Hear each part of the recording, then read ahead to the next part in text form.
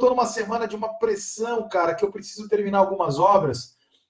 Olha só, eu não vou te dizer, não vou me pagar uma de santinho aqui, não. Eu tenho falha, eu tenho culpa no cartório? Tenho. Sabe quando a gente procrastina, que a gente empurra um pouquinho com a barriga, aquela situação de obra que você tem que resolver e não resolve?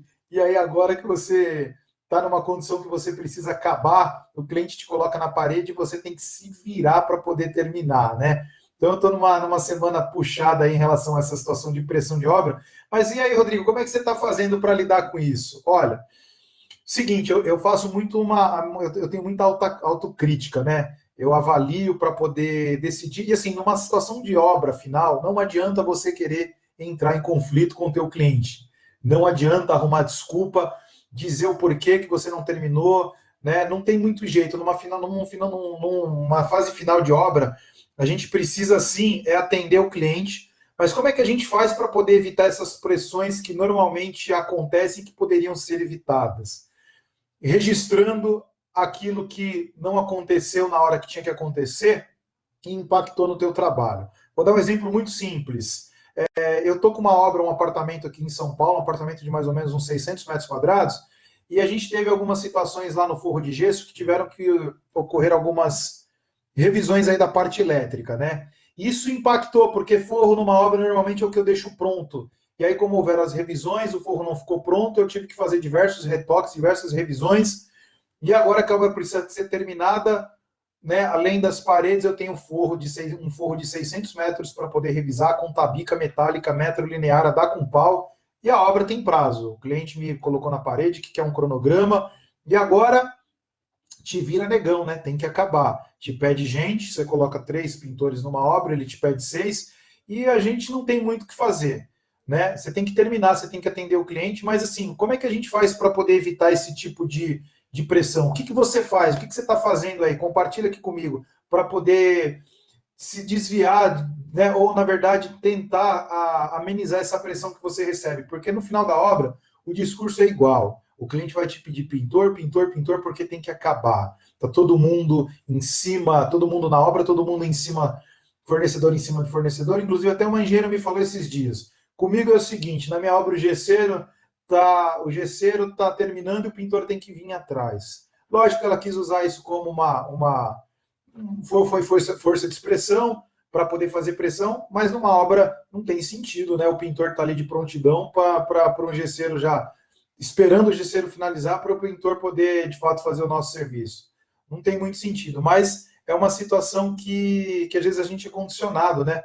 Então, pressão de obra, ela é decorrente de uma série de coisas. Primeiro, a gente ser muito permissivo, né?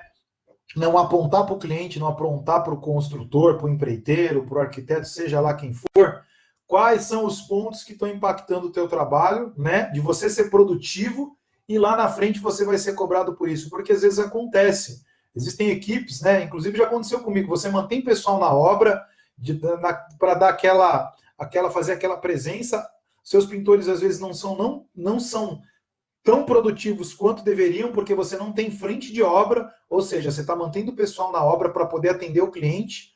Só que lá na frente, cara, quando a obra chegar no finalmente que você precisa de fato acabar, e você não registrou, não apontou aquilo para o teu cliente, ou de fato bateu o pé que se você não tivesse frente, você não ia manter ninguém, cara, ele vai esquecer e ele vai te cobrar. Então aí você acaba sendo improdutivo duas vezes. Primeiro, você manteve o pessoal na obra sem frente para isso, só para poder atender, dar aquele satisfazer o cliente, né? Dar aquela atenção, e no final ele vai te esfolar, ele vai fazer você dar o máximo de você para que você termine aquela obra no tempo necessário.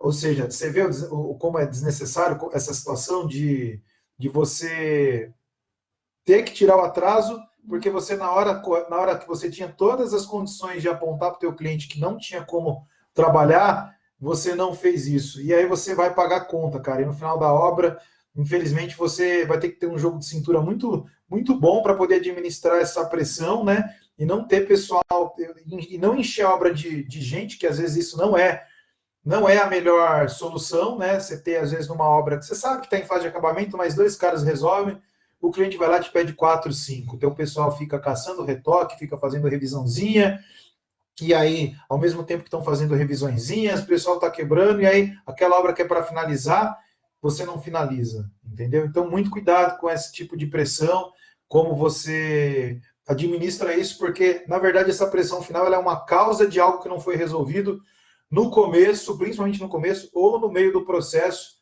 até que isso não virasse uma situação ou algo que fugisse do controle. Faz sentido?